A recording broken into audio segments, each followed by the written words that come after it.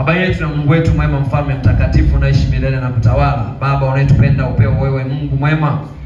Hatujawahi kuona wa kufananishwa na kulinganishwa na wewe. Siku zote milele yote haitatokea. Lakini wewe umekuwa wa kwanza, mwanzo na mwisho katika maisha yetu. Bwana, karibu tena mahali hapa. Tumetenga muda mwingine sasa kuja, ambao Bwana muda uliotuzawadia nasi tumeuacha wakifu kwa ajili ya kazi yako hii. Naomba Bwana mtumie mwalimu wako kufikisha kila ambacho ni kusudi lako. Zaidi yote Mungu, tunatamani kufanya vizuri ili siku moja utakapotuita tuje kwenye ufalme wako na tukapewe zawadi na kupewa hongera. Baba, asante kwa ajili ya masomo yanayoendelea yana mbalimbali mahali hapa. Asante kwa mwalimu wako uliyempaka mafuta kwa siku hii na siku hizi ambazo Bwana tuko naye mahali hapa. Baba, karibu sasa umtumie upendavyo, nasi mbele yako tumeketi na tunahitaji kusikia ukisema na sisi.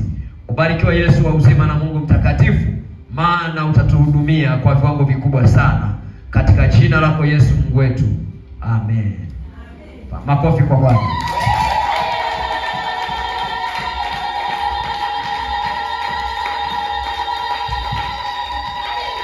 Amen. Bwana Yesu asifiwe. Mungu akubariki sana kwa kuja tena nyumbani pa Bwana. Niendelee kumshukuru Mungu kwa ajili ya kanisa zuri la Agape, kwa upendo wenu mzuri wa kumpenda Mungu. Na jana, unajua tunapokuwa tunasoma maandiko kwa muktadha wa kutafsiri maandiko, leo neno la Bwana tunapolihubiri halihusu Warumi, linatuhusu sisi wenyewe. Jamani, sawa? Na huko Rumi wakilisoma linawahusu, wanasema hili lilikuwa ni neno wakati ule la baba zetu na babu zetu. Sasa sisi leo neno hili Mungu anaposema, Paulo anawaambia Warumi kwamba Mungu hupenda sana kutumika na watu wampendao, watu walio tayari. Na ukiwa tayari, Bwana anakutumia kwa viwango vikubwa sana.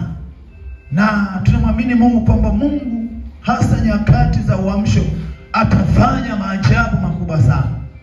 Makubwa yatatokea. Na kwa sababu tumejaribu kusema sisi tunakutaka Bwana na nguvu zako, hebu jiandae. Najua wanauliza hali iliyokuwa inatendeka hapa ya muujiza huu, wakati wanakwaya wanaimba hivi, hebu niambie mfano kama leo ikitokea akatokea mfu mmoja akaletwa hapa, alafu mama aliyokuwa anapiga faya, huyo kilema ambaye alikuwa ni kilema lakini maigizo si sawa jamani, huyo akapiga faya huyo mfu, alafu akazinduka. Hivi nafikiri hapa wali ili kanisa itakuwa dogo, hata ile tutalivunja hilo haraka sana. Kama watu walikwenda kwenye yule mzee wa babu wa Kikombe, yule mlima ilifyekwa, barabara zikatengenezwa polini, yaani watu mpaka kutoka huku Kagera walikuwa wanaenda kule Mondo kwa babu wa Kikombe. Leo ikitokea mfa kuvuka hapa, tunaambia wazee, yaani hilo jengo masimani dogo. Kwa wapendwa, haya ndio tunayataka hasa kwenye nyakati hizi za uamsho. Na tunaposema walitisha dunia, yaani wanafunzi walitisha, ni haya. Walifufua wafu, vilema wakatembea, vipofu wakaona. Sasa haya kadri tulivyokuwa tunaendelea kupoa, yanazidi kupotea. Bwana Yesu asifiwe. Ndio hata pale kanisani nikiinuka pepo, yaani waga mimi mwenyewe tunakuwa tumemaliza. Lakini miaka ya nyuma mtakemea, mtaanza kuomba, mtaseta, mtafanya nini, lakini nyakati nataka niwaambie usumbufu unaendelea kunapungua, na baadaye tunakwenda kufanya maajabu makubwa sana kupitia kanisa hili la Tanzania Assemblies of God. Hallelujah. Hebu endelea kujipanga. Sasa asubuhi ya leo tulikuwa tunashughulika na mambo ya kufanya hasa nyakati hizi za uamsho. Unajua kuna watu wengine mpaka leo hawajawahi kujua kwamba uamsho upo. Jamani, sawa? Hivi na hapa wapo akina bibi mkono juu. Haleluya. Mama zangu mikono juu. Haleluya. Na wao wanajua uamsho yuko, anacheka. Anajua uamsho uko ndani yake. Bwana Yesu asifiwe. Sasa tumejiangalia mambo ya kufanya, na jana siku ya kwanza tulikuwa tunaangalia wahusika wa uamsho ni wakina nani, na tukagundua kwa mjibu wa neno la Bwana wahusika wa uamsho ni sisi tulioitwa na hasa washirika wa kanisa la Tanzania Assemblies of God. Ndio wahusika wakuu. Yaani uamsho utaanzia kwenye kanisa hili na baadaye utasambaa kwenye makanisa mengine, lakini kitovu cha uamsho ni hapa kanisa la Tanzania Assemblies of God, kwa sababu sisi ndio tunaotaka. Haleluya, haleluya. Na wengine utafika, lakini chanzo ni hapa. Watu sio kwa kawaida. Mungu atusaidie sana. Tukasema asubuhi ya leo kwamba lazima kwenye mambo ya kufanya tuchochee uamsho kwenye maisha yetu. Tuchochee uamsho kwenye huduma. Usikae kama zezeta, hapana. Kaa kama mwana uamsho. Akina mama kama wana uamsho. Kanisa lote kama mwana uamsho. Hatutaki mazezeta tena, mapoza hatuyataki tena. Kwa nini? Kama ni uamsho umeshatokea, nyakati hizi ni za kutembea na Bwana. Haleluya, haleluya. Bwana Yesu asifiwe. Lakini tukasema jambo jingine, tutunze utakatifu. Tunza utakatifu. Niliwahi kwenda sehemu fulani. Haleluya. Nikakuta bango limeandikwa miaka 45 nikiendesha gari bila kupata ajali wala kuangusha gari. Miaka 45. Jamani, hivi miaka 45 naendesha gari, sijawahi kupata ajali wala kuangusha gari. Tunataka Ukristo wa kihistoria. Amina. Kihistoria. Yaani siku nyuma tumekuwa na watu, yaani leo, yaani anakuwa leo kanisani, kesho abielewe, anafanya hivi, wachungaji wapata shida. Bembeleza. Yaani mpaka na waambaji wakapatapo na kama maono. Nibebe.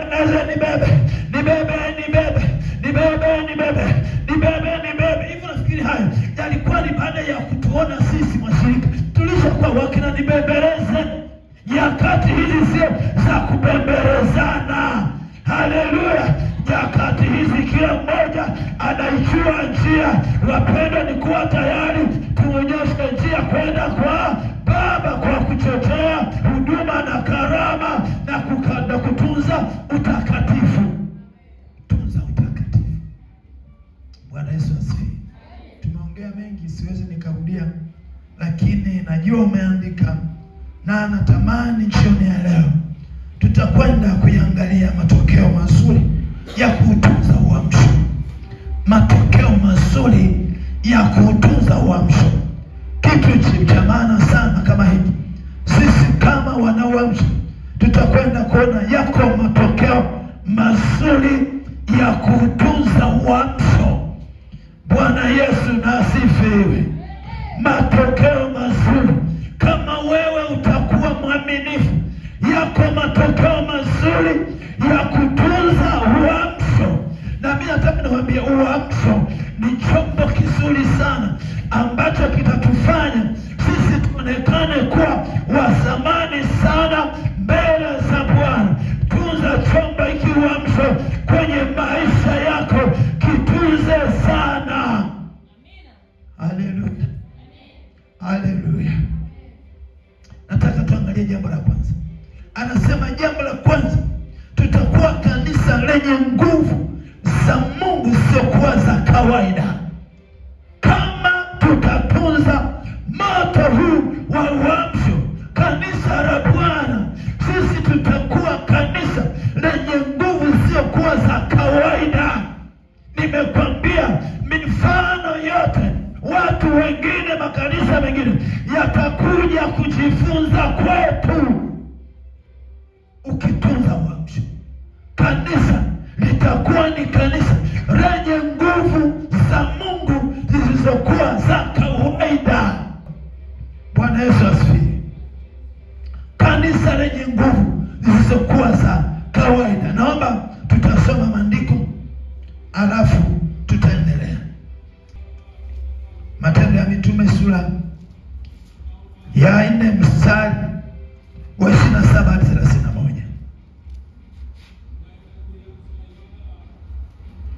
Matendo ya Mitume sura ya 4 mstari wa 27 hadi 31.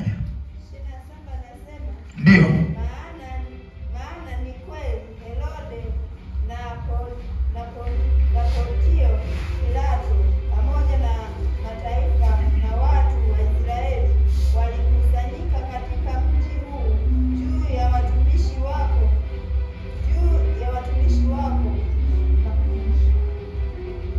mtumishi wako mtakatifu Yesu aliyemtia mafuta, ili wafanye yote ambayo mkono wako na mashauri yako yamekusudia tangu zamani yatokee. Basi sasa Bwana, viangalie vitisho vyao, ukawajalie watumwa wako kunena neno lako kwa ujasiri wote, ukinyosha mkono wako kuponya. Ishara na maajabu vikafanyike kwa jina la mtumishi wako mtakatifu Yesu. Bwana Yesu asifiwe. Sasa hapa naomba tujifunze kitu.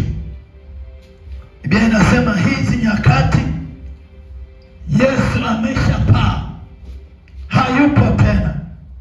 Kwa hiyo hapa wapo wanafunzi wanaendelea kufanya kazi ya Bwana, lakini kazi ya Bwana ikaonyesha kuna upinzani. Watu wa mataifa na watu wa dini wameinuka tayari kuwatenda vibaya kanisa la Bwana. Haleluya, haleluya. Bwana Yesu asifiwe. Sasa haya maneno ni maneno ya wanafunzi. Wanasema ni kweli Bwana, ni kweli Mungu. Hawa watu wameinuka kuharibu kazi yako. Ule mstari wa 27, kuharibu kazi yako ambayo wewe ulikusudia mapema sana, ulikusudia itendeke, kazi ya ukombozi. Sasa Bwana, hawa watu wameinuka juu ya mtakatifu wako Yesu kuharibu mipango yote, kuharibu shughuli zote zinazoendelea kwa ajili ya kazi yako. Sasa wao wanasema, Bwana, yaangalie matisho yao, yaangalie. Anasema kwamba basi sasa Bwana, angalia matisho yao, ukawajalie watumwa wako kunena neno lako kwa ujasiri wote. Ule mstari wa 31 hautujausema, unasema basi, maana hayo ni maombi ya warokole, ni maombi ya mitume. Sasa inasema baada ya maombi hayo, Biblia inasema mahali pale pakatikiswa. Biblia inasema wakaanza kunena neno la Bwana kwa ujasiri wote. Kwa nini? Kwa sababu wamemwambia Bwana, tazama matisho haya. Ndugu zangu, kanisa la Bwana, nyakati za uamsho hatuhitaji kubabaika, hapana. Lazima kanisa liwe na nguvu, kwa sababu Mungu wa mzee wa siku yuko pamoja na sisi, anashuka kila itapo leo, na ndivyo walivyotembea. Hiyo hawa wanafunzi wa Bwana wanasema yaangalie matisho yao. Haleluya. Anasema ule mstari wa mwisho wa 30, anasema hata walipokwisha kumwomba Mungu mahali pale walipokusanyika pakatikiswa, wote wakajaa nguvu za Roho Mtakatifu, wakaanza kunena neno la Bwana kwa ujasiri. Biblia inasema haya yalikuwa kuanzia 27, 28, 29, 30. Ni maombi ya waambia wanafunzi. Kanisa linamwomba Baba, tujalie, tusaidie, tunene neno lako kwa ujasiri. Tusiangalie vitisho, hapana. Tusiangalie hawa watu ni wa namna gani, hapana. Wao wanasema wewe tujalie. Wapendwa, nyakati za kuwatumikia wanadamu zimeisha. Wakati wa kunyenyekea wanadamu umeisha. Huu ni wakati wa kanisa la Bwana kuwa kanisa lenye nguvu za kimungu. Na mimi ngoja nikwambie, sina wasiwasi na wewe, kwa kuwa aliharibu kanisa la Tanzania Simba Revolt, kumtaka Bwana na nguvu zake, Bwana atashuka kwa viwango visivyokuwa vya kawaida. Nataka niwaambie kanisa la Bwana, jiandaeni akina mama kufanya maajabu, kufanya miujiza. Jiandae kanisa la Bwana, ifikapo 30-33 lazima maajabu yatokee, lazima tufufue wafu, lazima viwete watembee, lazima vipofu waone. Kwa nini? Kwa sababu huu ni wakati wa Bwana, ni wakati wenyewe. Bwana anataka kutumia kama chombo chako, na jana nimekuambia kwamba jikubali na ujiamini hivyo ulivyo, Bwana atakutumia. Nimekuambia jana akina Petro ni watu wasiokuwa na elimu, lakini Bwana aliwatumia kwa namna isiyokuwa ya kawaida, wakautikisa ulimwengu. Haleluya. Ndio tunajiuliza sasa hivi. Miaka ya nyuma hawa kina mzee Magembe na wakina mzee Lazaro, wainjilisti wachache sana. Hii nafikiri mzee kama jifunza chuo. Wainjilisti wachache sana. Walitikisa sawa sawa. Walitikisa watu wachache.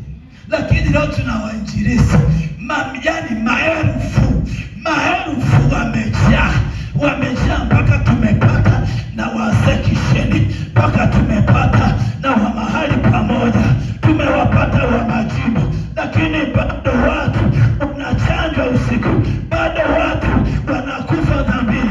Wapendwa, hii ni shida ya kupoa, kwa sababu tunatumika nyuma ya mgongo wa Mungu. Lakini wakati huu nataka nikwambie kwamba lazima kanisa litakuwa lenye nguvu za Bwana, na shida ni nguvu za Bwana. Tukiwa na nguvu za Bwana, wapendwa, tusema pepo ngoka litang'oka, tutakayoamuru yatatendeka. Ndio maana wanasema walipokwisha kumwomba Bwana, mahali pale pakatikiswa.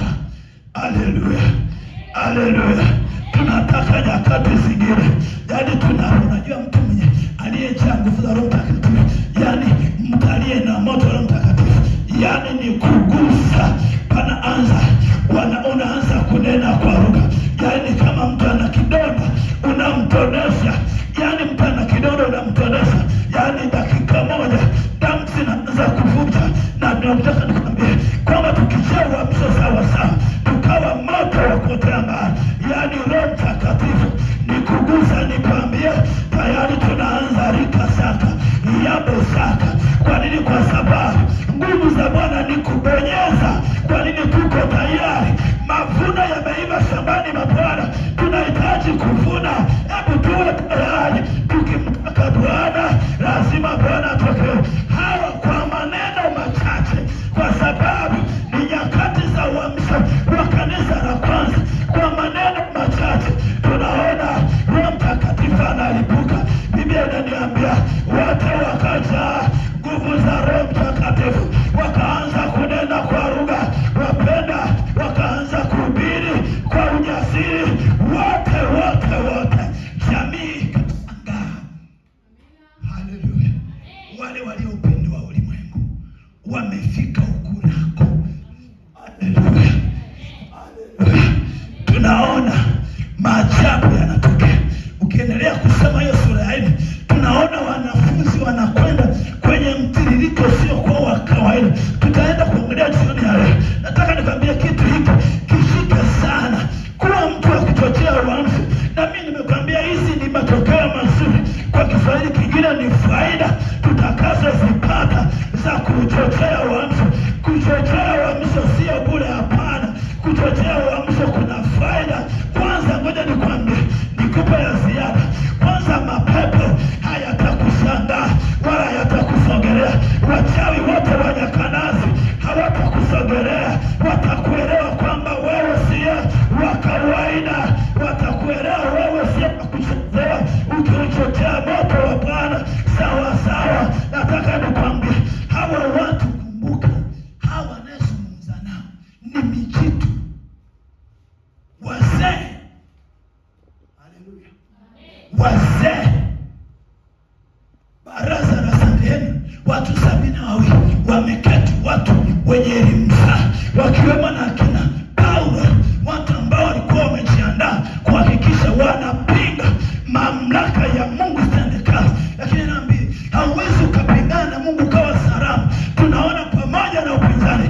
lakini Bwana anaachilia nguvu. Hawa watu wanaanza kunena neno la Bwana kwa ujasiri mpaka wanashangaa. Wale watu waliopindua ulimwengu wamekuja wanatusumbua. Ngoja nikwambie, hakuna mamlaka ambayo itasimama kinyume na mamlaka ya Mungu. Hapana, mamlaka ziko chini. Na ndio maana nimekwambia jana, wewe sio wa kawaida. Hata unapoingia kwenye mtandao, yani wa kiroho, wewe sio wa kawaida. Hata madaktari wa dunia hii hawawezi kufikia elimu tunayojifunza. Hapana, elimu hii ya kimbingu, sio ya kawaida. Haleluya. Paka tikiswa mahali pale. Alafu anasema tukaanza kunena neno la Bwana kwa ujasiri. Kanisa linakuwa lenye nguvu, lenye moto usiokuwa wa kawaida. Yani moto usiokuwa wa kawaida. Kwa hiyo anasema wakati wa nguvu. Wakati wa nguvu tunatamani. Wapendwa, kama ni maisha ya upweke, ya ujinga tumetosha. Nyakati hizi ni za kutiwa nguvu na Bwana. Tunatamani hata akisimama mtoto mdogo, yani aonekane kwamba huyu ni mwana uamsho, kwa sababu amezaliwa nyakati za uamsho. Unajua tumekapata hasara watu waliozaliwa wote miaka ya kuanzia 2000 kuja hapa mbele, ni nyakati za kukua kwa kanisa. Yani wamezaliwa watu dhaifu wa kiroho, yani ukimweleza hivi haelewi. Lakini nataka nikwambie, kwenye miaka hii tunayoendea, tutakuta watoto wa kiroho wajasiri, watambaa, watakayepindua ulimwengu, watambaa, watashangaza dunia.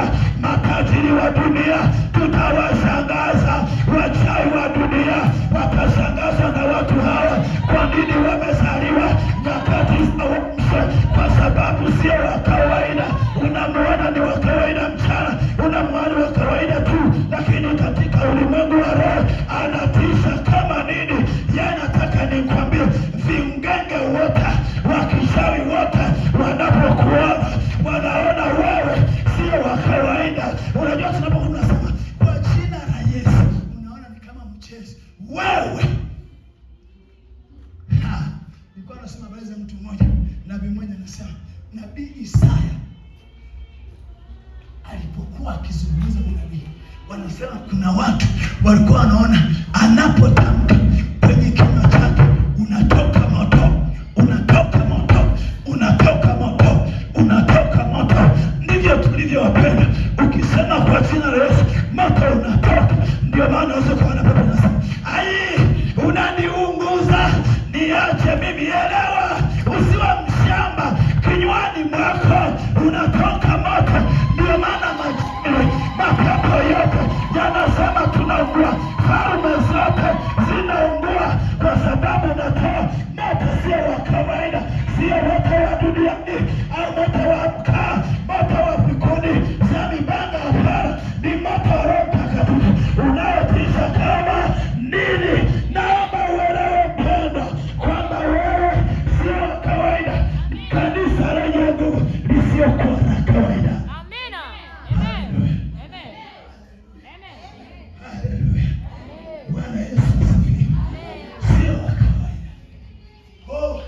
Ukiwa hapo unaliona, unaweza ukaona haya ni ya kawaida. Lakini nataka niambie, yani kwenye falme za kipepo hapa unawaka moto. Na wewe niambie, na jioni ya leo tutakwenda kuwasha moto tena, maana tumesha waka tayari. Yani moto kisha waka ni kugusa tu, mambo yanajipa. Ndio maana Biblia imesema hawa watu kwa maneno machache, anasema Roho Mtakatifu akashuka mahali pale, pakatikisha, wakaanza kunena neno la Bwana kwa ujasiri, wakafanya maajabu, wakashangaza ulimwengu. Nataka nikwambie hasa haya hata nyakati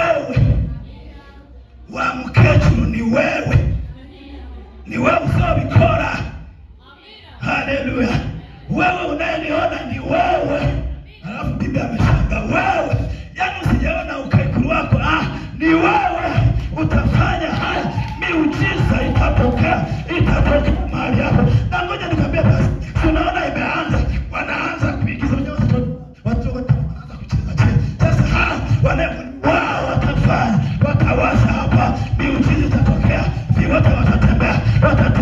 Kwa nini? Kwa sababu ni kanisa lenye nguvu ambaye Biblia inasema milango ya kuzimu haitaliweza. Milango ya kuzimu, hili ni kanisa la Bwana, milango ya kuzimu haitalishinda. Kwa nini? Kwa sababu ni kanisa lenye nguvu. Mamlaka sio ya kawaida. Haleluya. Wewe mwambie, unakuwa nafurahi sana nikisoma hii mistari. Anasema mtu mmoja anaitwa Gamalieli. Huyu mtu alikuwa ni mtu mkubwa sana kwenye ile baraza la Sanhedrin ya watu 70.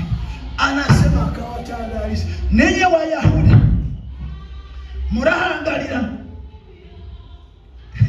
Ukisema katika sura ya 5 za habari za Gamalieli, ninyi Wayahudi nyinyi na watu wa dunia hii muangalie, mraba makini, muangalie msije mkawa mnashindana na agizo la Bwana. Mtu mkubwa anawaambia, kwani haya majamaa yameshindikana, wakiyaweka gerezani wanakuta yametoka, wakiyapiga hayapigiki. Yaani yameshangaza. Muraangalia. Kia wanasemaje nini kia? Kia wanasemaje? Wirabe. Uraraba wewe. Anaambia msije kwa mnashindana na agizo la Bwana. Maana watu hawa mmefunga hamuna, mmechapa viboko hamuna. Hawa watu ni wa kawaida, sio wa kawaida. Anasema siku za nyuma alitokea mtu mmoja anaitwa Yeuda. Anasema mtu huyu alijifanya ni mkuu sana, lakini alipopotea mambo yote yakaisha. Sasa anawaza, anajaribu kumkuu. Anasema Yesu amekuwepo na hayupo tena, lakini hawa ndio waacha bado tunayachapa, hayaelewi. Ninyi murareba, muwe makini, msiwe mnashindana agizo la Bwana. Unajua mimi yani mtu akikutana na hii nguvu ni kama mimi ukinitaka kuniambia niziwe kuhubiri, sitakuelewa mpaka Yesu anakuja. Sitakuelewa yani mpaka nihubiri. Bwana Yesu asifiwe. Yani uwezo ukanizuia, yani uwezo, kwa sababu kilichomo ndani yangu hakikubali niache. Ndio maana mtu mmoja ni nabii mkubwa anasema, ninapojaribu kuacha nisifanye lolote, anasema ndipo najisikia kwenye mifupa yangu ni kama inawaka moto. Yeremia anasema aliyeitwa kama mdogo, aliyeitwa mdogo sana kama mchungaji wewe, anasema akijizuia anajisikia kwenye mifupa ni kama amefungiwa moto, anajisikia atakumbwa. Anasema ili apate wafadhali lazima anene habari za Bwana. Hapa anajisikia na wafadhali. Ngoja nikwambie, hauwezi ukajizuia kunena habari za huyu Yesu. Yesu aliyefanya maajabu, ametutoa dhambini, ametuokoa kwenye shida mbalimbali. Basi ukajizuia, lazima usinene, lazima uimbe. Haleluya. Uwezi ukajizuia. Kanisa lenye nguvu. Na Yesu anasema milango ya kuzimu haitalishinda. Lazima kanisa litashinda. Na ngoja nikwambie, wachawi wafanye wafanyavyo, si lazima kanisa lishinde. Lazima ushindi wa kanisa upo. Faida ya kutunza uamsho. Lakini jambo jingine anasema tutakuwa kiroho. Tukilinda uamsho, tukatunza uamsho, tunakuwa kiroho. Kiroho. Hii nimeshasema kwamba maisha ya kubembelezana hatuyataki tena. Lazima kila mmoja akue. Nimeona kwambia kwamba faida za kutunza uamsho, tutakuwa kiroho. Kiroho unakuwa sio mtoto mdogo, na anayetukuza ni Roho Mtakatifu. Na ndio tunasema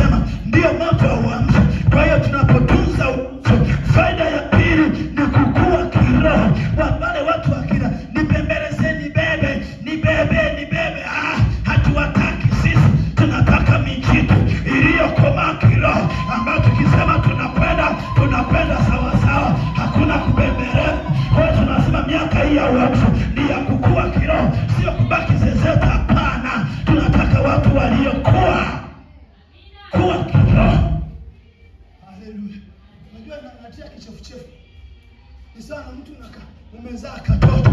Yaani unakapa nyonya. Mwaka wa kwanza kana nyonya. Yote yanaishia hakatuli. Paka mama alikuwa na matiti ya hivi. Gona garahoka. Kanyo yako kana konti. Lakini hakaeleweki. Unasema haka ni kana namna gani? Sasa ndivyo hivi. Basi anakulisha maziwa kwanza. Yaani yanaisha. Anaanza na ugali. Magunia yanaisha. Yaani wewe kando kana tikichara. Kwa kweli huyu ni ayeli kuachana naye. Yaani mnaweza mkaomba haki nikawele. Tuibiane na kandi haki. Si ndio maana yake jamani? Sasa hakakuitika kula. Yaani nafika ya kudamana mpango mkakati ule wa kwanza. Unasema hivi. Tunabaki kushughulika na mavuno ya leo kanisani. Wakati uko nje yanaharibika. Mnabaki na katoto kamoja. Mnanyonyesha wengine tumboni. Wao wanachelewa. Tunataka unyonye ushibe na wengine wazaliwe. Haleluya. Haleluya. Jamani sawa. Jamani sawa. Jamani sawa. Kwa tunataka kwenye miaka hauwezi ukatunza uamsho alafu kabaki nikazezeta. Tunataka watu waliokuwa asubuhi ile mdada nani hudumia pale hoteli unajua mimi nimepesa bwana masiku mshana kwamba wewe ukutana kwa ni mayo kutana hasa yeye ni mahali mayo kutana katana mshaije mshumba yabayanga ambira ngotie jiba kamkwata kubi yamara kugama ati sasa ninambaza iwesi lama akamuuliza wewe ulikaa muda mingapi kwenye huduma? Ati miaka 3. Yakamati ndio wale wanaekaa kubebesha mpaka mbeleko inatoboka.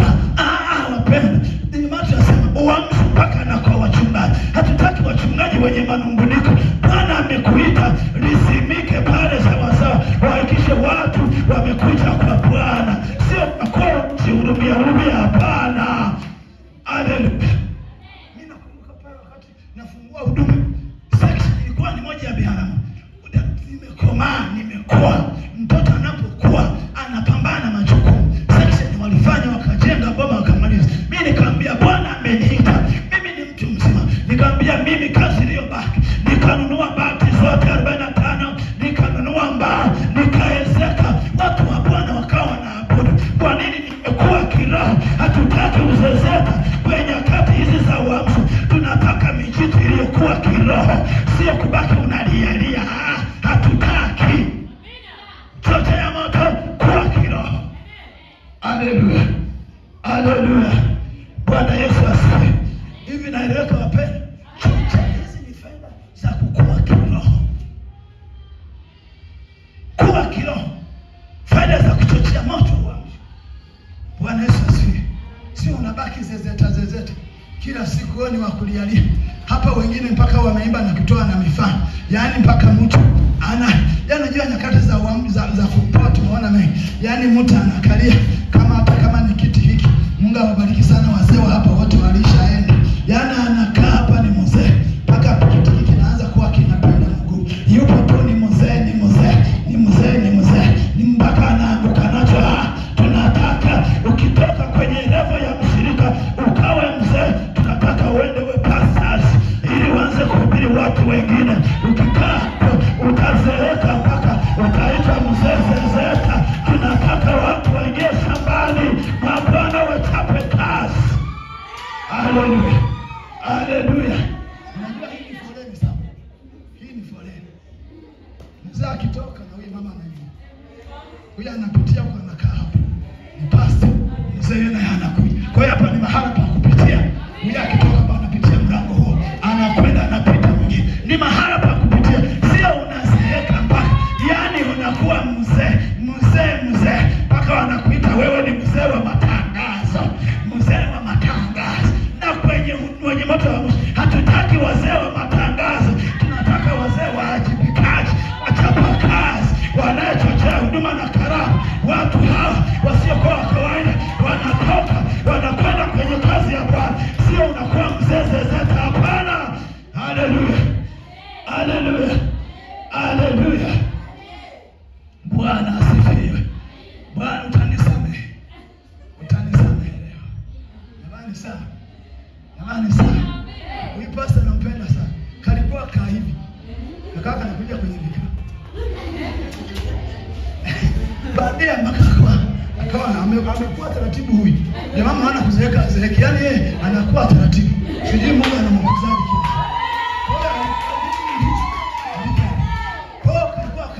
Kama nana aliitwa nabii Yeremia kaa hivi anasema kako hivi anafanya na yule mchungaji tunakanga na wenyewe wanatokea huko ndani ya Maragani huko kabisa Kisasa Maharage huko niko lakini kanakuja wanapiga umani kanakuja wapendwa kamekuwa tunakaona lakini kamekuwa. Haleluya. Ale tunataka na wewe ukue sio kukaa tu, hapana, haiwezekani. Haleluya. Hata pale nyumbani watoto wakanawatoa mapema. Yaani mwingine alikuwa anasema mambo yasiyo, akamaliza masomo akaniambia baba nataka niende pale Dar es Salaam nikae pale. Nikamwambia haya sawa mwanangu, nimepata kwa kazi. Akafika pale akachapa niki.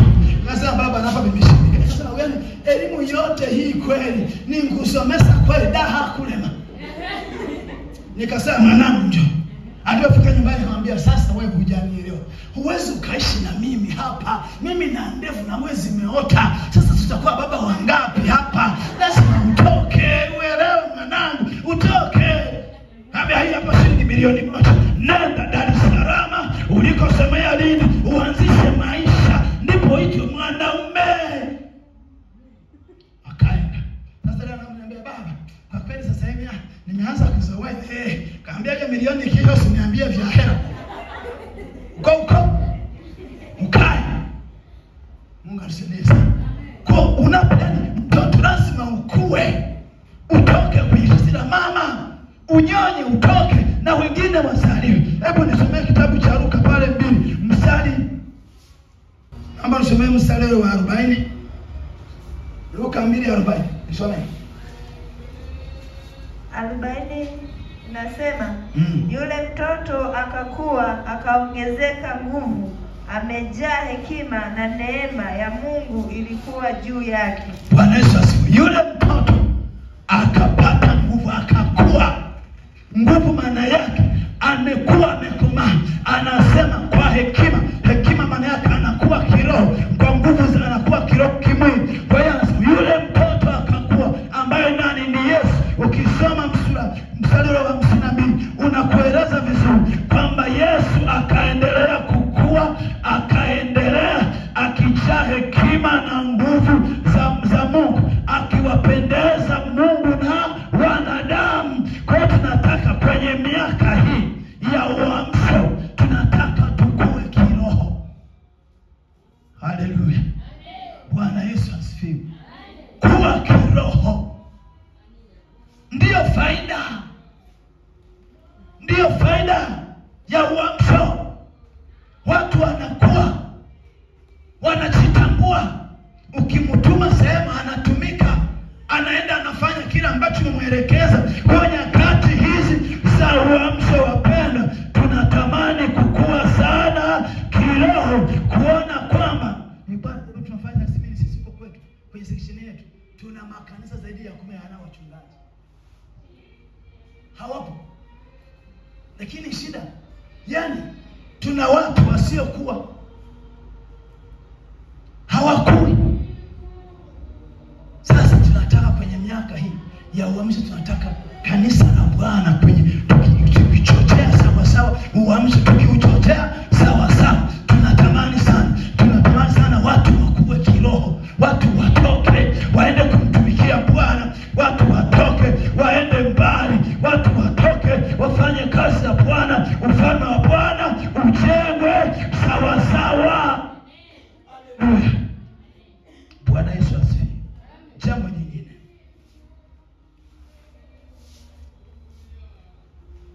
Jambo nyingine, tunasema tunapata nguvu za kushinda dhambi. Tutapata nguvu za kushinda dhambi. Miaka hii ya uamsho, nataka nikwambie dhambi zote tukichapa sawa sawa uamsho, tukauchochea dhambi zote, tutapata nguvu ya kuzishinda zote. Asubuhi nimesema tunapaswa kuishi maisha matakatifu. Na sisi tunakubaliana kwamba inawezekana.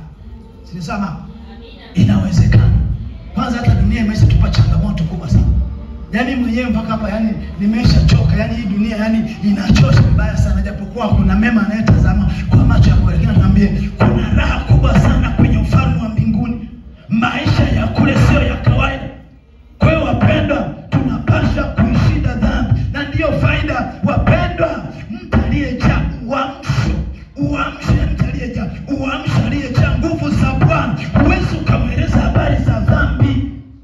Anaichukia, anaiona kama ukoma, aiona haifai. Kwa hiyo wapendwa, kwenye matokeo mazuri au faida, tutakuwa na nguvu za kuishinda dhambi.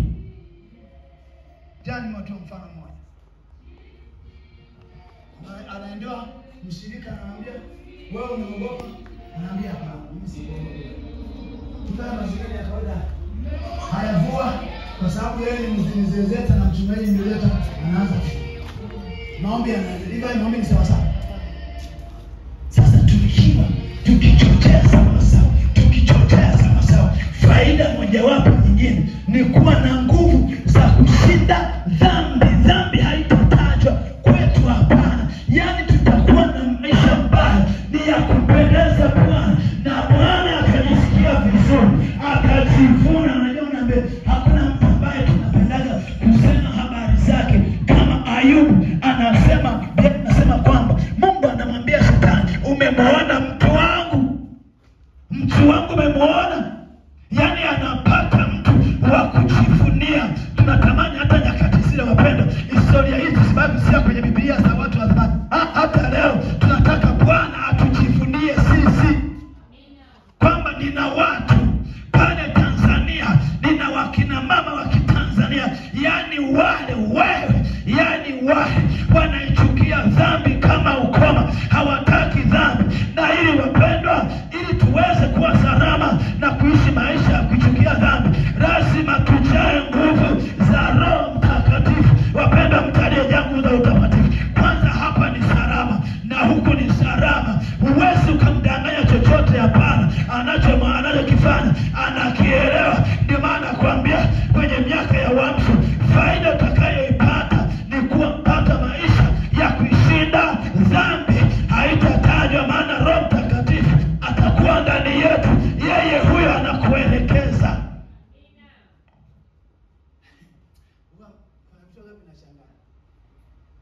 Unakutana na mshirika kanisani ambaye amenyakoroga.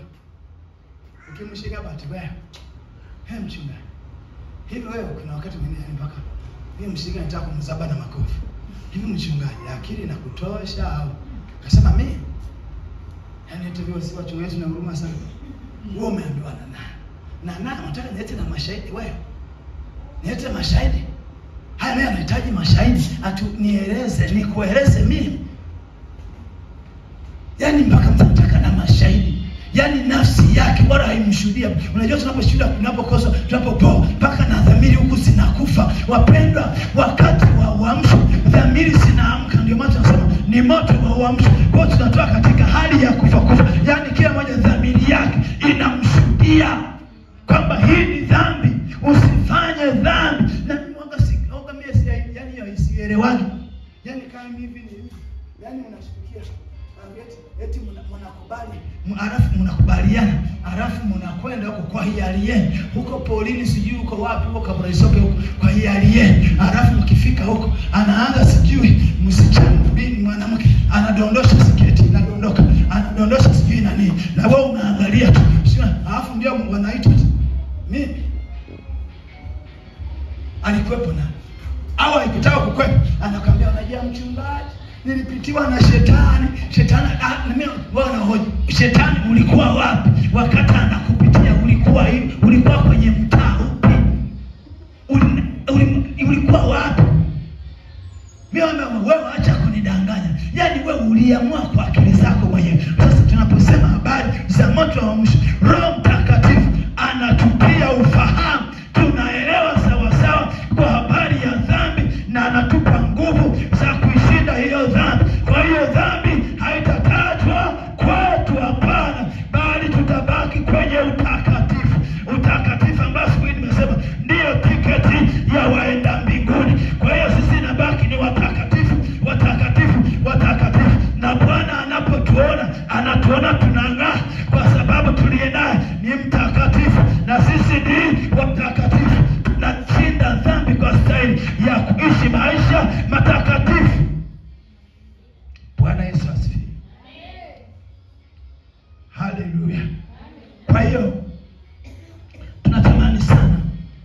kuishinda dhambi. Mnataka kuishinda dhambi. Haleluya, tushinde dhambi. Kwenye miaka hii tunashinda dhambi. Tunaishinda dhambi. Na inawezekana. Inawezekana. Yaani miaka ya kupoa, mtu alikuwa akiona dhambi anaifurahia, lakini miaka hii wapenda, miaka ya uamsho, unaposikia dhambi unahisi kichefuchefu, unataka na kutapika. Miaka hiyo wapenda imeisha. Hii ni miaka ya nyakati za mwisho. Tunahitaji na wewe tumekaza buti sawa sawa. Tunatamani na ukaze buti, maana tumemaanisha hatuna mchezo. Tunatamani kumuona Bwana, hatuhitaji mchezo, na tuko tayari kuhakikisha unapotea, mshirika anapotea, lakini hatuko tayari kutembea na watu wenye dhambi. Hapana, lazima tuishinde dhambi. Ishindwe. Tunatamani kwenda kwa Baba, na ili twende lazima dhambi tuishinde.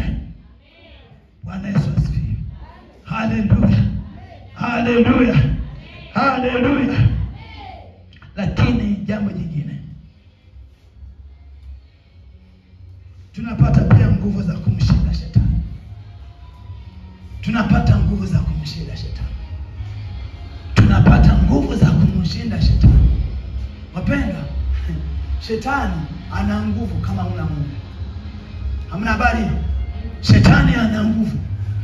Yaani shetani huwezi kama huna Bwana, kama huna Mungu sawa sawa. Shetani ana nguvu. Lakini nyakati hizi za uamsho, ngoja nikwambie, nyakati za uamsho hizi tulizo nazo, nguvu za kumshinda shetani ziko nje. Tunamshinda shetani. Mpaka hata leo alishashindwa tayari, ameshashindwa tayari. Na mimi nataka nikwambie, ushindi bado tutaendelea kuwa upande wetu. Tunapata nguvu za kumshinda shetani. Shetani lazima ashindwe. Bwana Yesu asifiwe. Kwa nguvu za kumshinda shetani tunazipata, tunakuwa nazo. Na ngoja mimi usiwaze tunapokuwa tunaambia, na sisi wachungaji sangine, yaani kwenye miaka ya uamsho tutapata na hasara ya washirika wengine, kwa maana wengine wataanguka. Kuna watu wengine ambao watakubali kutembea kwenye maono yetu, kwenye taratibu zetu, kama tulio tunasema sisi kwamba kutembea kwenye kanuni. Kuna wengine tutawaacha, tutangangana nao hapa. Lazima tuwaache kwa sababu mtu wewe ukamwelekeza mara mbili matatu. Na Biblia inasema kwamba wewe hu moto. Katika Ufunuo Yesu anasema wewe hu moto wala hu baridi. Anasema ni heri kama ungelikuwa moto, lakini kwa sababu ueleweke, Biblia anasema mimi nitakutapika. Kwenye nyakati za uamsho wapendwa, hatubembelezani, hapana. Tunataka tutembee na watu walio tayari, watu ambao wamesema sisi Baba tunakwenda, sisi tunaenda, hatubaki. Kwa hiyo tunatembea na hao. Wale wasiotaka tunawaacha wabaki kwenye dunia hii, wabaki. Lakini tunachokiamini, shetani lazima tumshinde. Mpaka sasa hivi alishanyamaza kimya. Kwenye miaka ya uamsho tunamshinda, pata nguvu za kumshinda adui. Na mwambie adui lazima tujitahidi tumshinde. Haleluya. Bwana Yesu asifiwe. Unajua adui ni mbaya sana. Kila siku tunamkemea shetani kwa jina la Yesu. Kwa jina la Yesu, kwa jina la Yesu. Yaani shetani akukamata, ayukamata. Ni maana tunakuweka msisitizo kwamba endelea kuchochea sawa sawa. Shetani anateseka. Jana nimesema kwamba kama ni maeneo shetani anaharamika, ni kanisa ile la TAG. Yaani hata kama ungeulizia kwenye jopo la wachawi, wanaelewa kwamba kanisa la TAG linatutesa sana. Wanaelewa wachawi kwamba hilo nguvu mlionayo sio ya kawaida. Kwa hiyo wapenda, lazima tuwe makini, tuendelee kukazana kuchochea nguvu za Roho Mtakatifu ili tuishinde dhambi na kushinda shetani. Kwa sababu shetani anapopata nafasi anakunyanyasa sana. Yaani kama njaa uongo.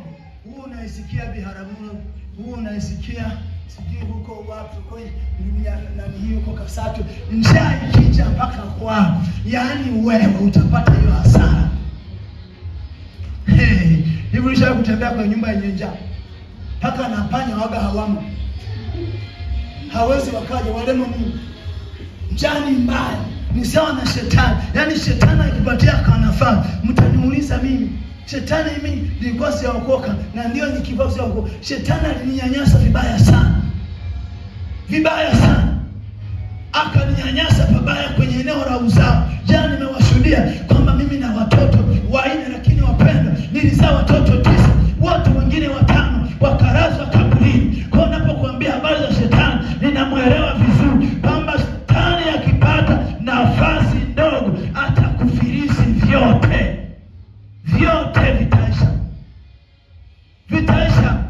Kwa tunaposema nguvu za kumshinda shetani, wapenda hebu tuchochee. Asubuhi nimekwambia chochea huduma na karamu, chochea nguvu za Bwana siendelee kuwa ndani yako ili shetani huyu asipate nafasi. Maana akipata nafasi, nataka nikwambie atakufilisi vyote. Mimi nilikuwa na mipesa ya kawaida. Unajua tunaposema pesa tunazidiana viwango, lakini mimi nilikuwa na vipesa vya kawaida. Lakini nilitembea kwa waganga na waganga, sikupata msaada, hapana. Yaani shetani akisha kubana, hadi manunio ndio unapoenda kwa mganga, yaani kama umeenda kwenye nyumba ya shetani.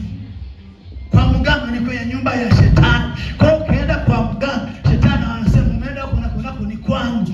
Kwa nilitumia fedha nyingi sana, hazikunisaidia. Bado shetani aliendelea kunipa shida. Kuna wakati nilikwenda kwa mganga wa kienyeji, akafika mke wangu akakaa kule. Kila siku analia analala kwenye ngozi ya kondoo. Hakuna kingine tayari kwa hapo. Ulishajikunja namna hii. Ndio maana ninapokuambia habari za shetani, ninamuelewa kwamba kupatia nafasi. Wewe nataka nikwambie, chochea nguvu za Bwana ili uendelee kuwa mshindi.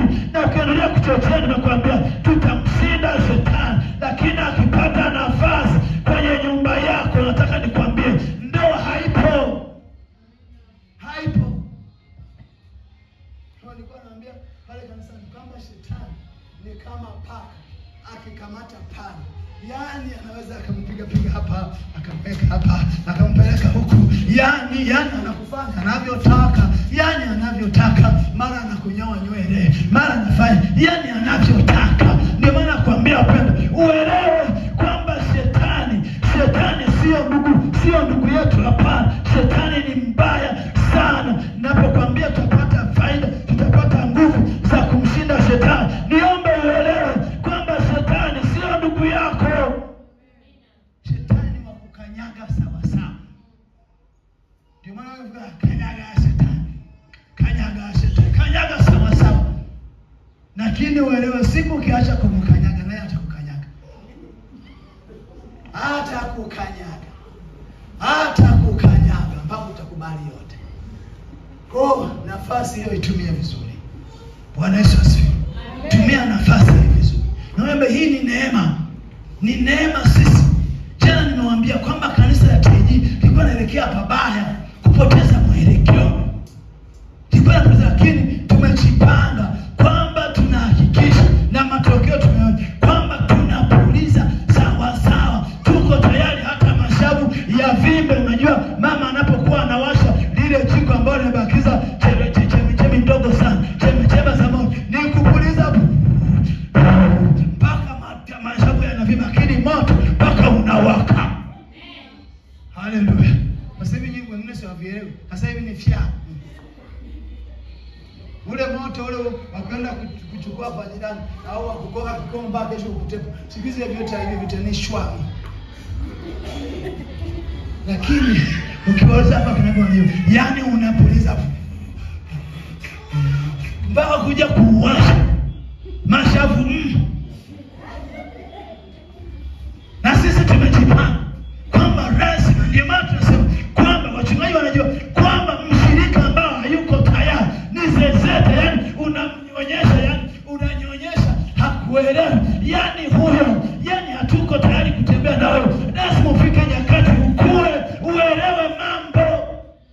Kama tunatoka wapi, tunakwenda wapi. Wewe tutatembea na wewe.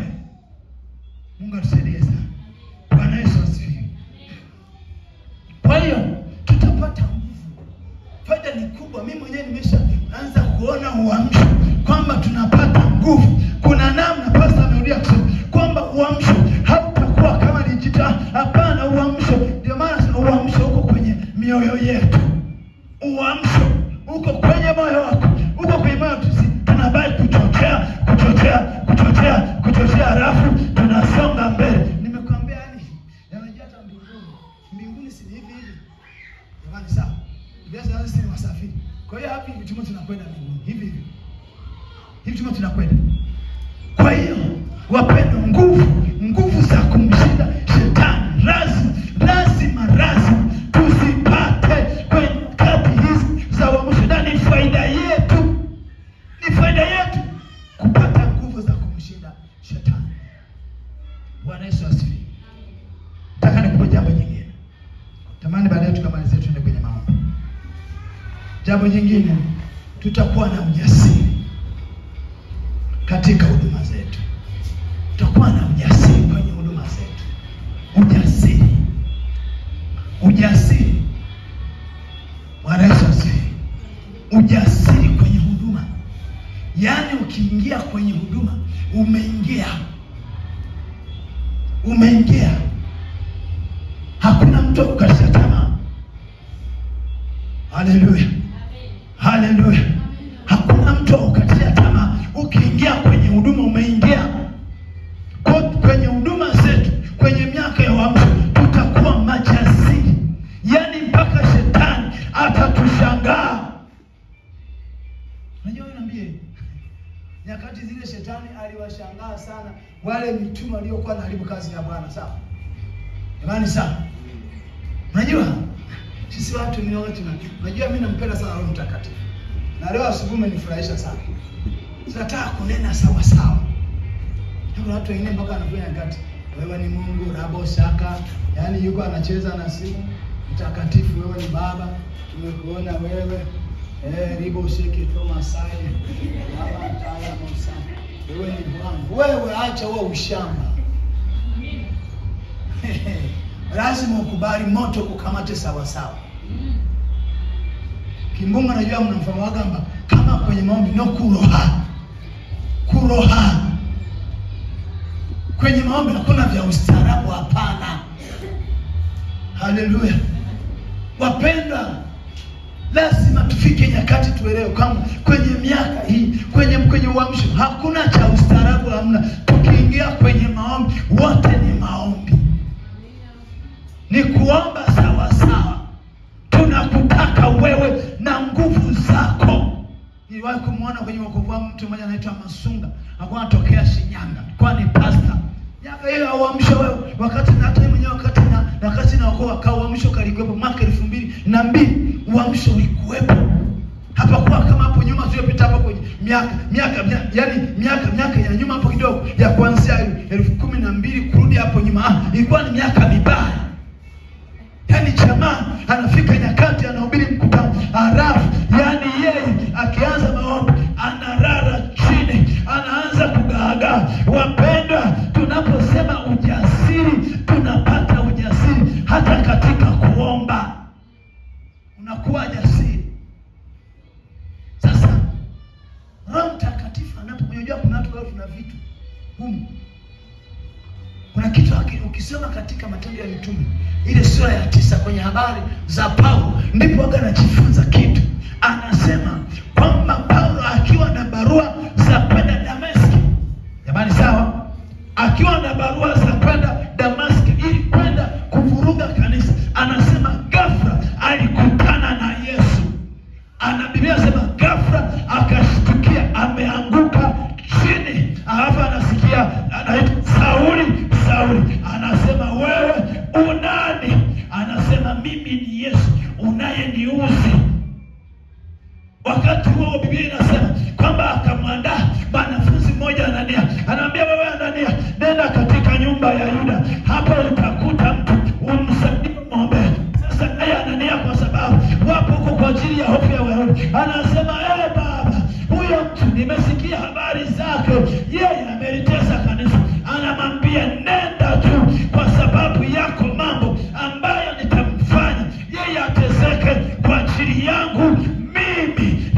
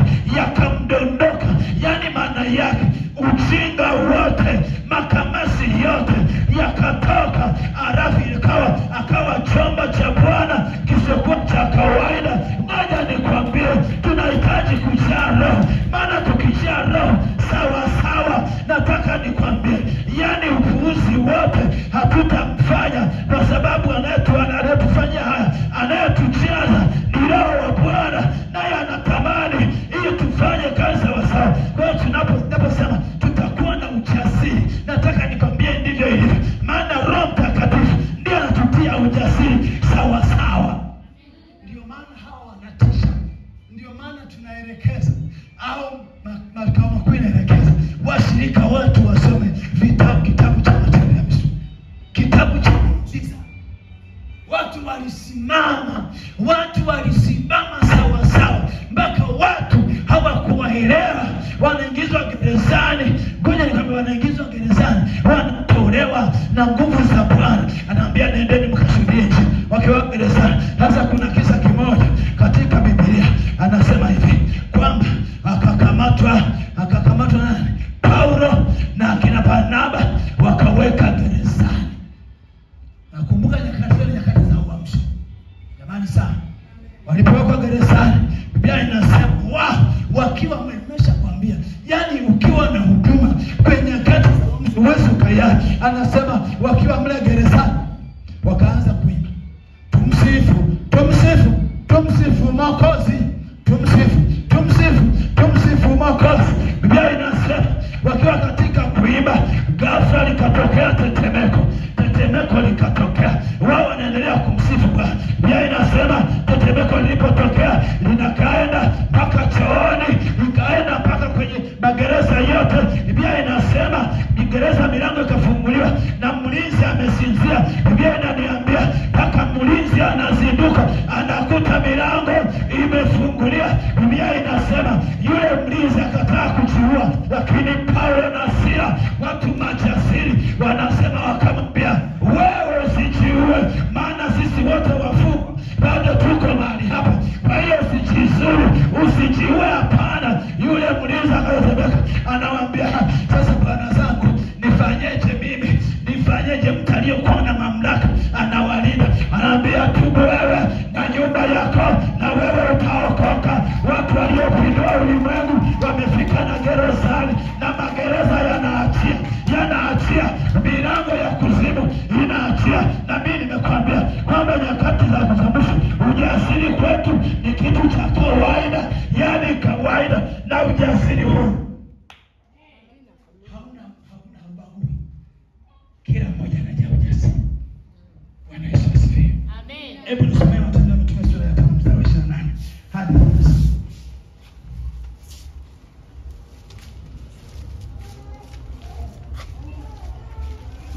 Tunajua ujasiri. Haleluya. Yako. Hebu tusome sura ya 5 mstari wa 28 hadi 30. Tuone majasiri wenzetu ambao tutaona sisi tunaelekea. Matendo ya Mitume sura ya 5 mstari wa 28 hadi wa 20 na hadi wa 30. Anasema akisema, je, hatukuamuru ninyi kwa nguvu msifundishe kwa jina hili? Nanyi tazameni, mmeijaza Yerusalemu mafundisho yenu, na mnataka kuileta damu ya mtu yule juu yetu. Petro na mitume wakajibu wakisema, imetupasa kumtii Mungu kuliko wanadamu. Mungu wa baba zetu aliyemfufua Yesu, ambaye ninyi mlimua mkimtundika katika mti. Bwana Yesu asifiwe.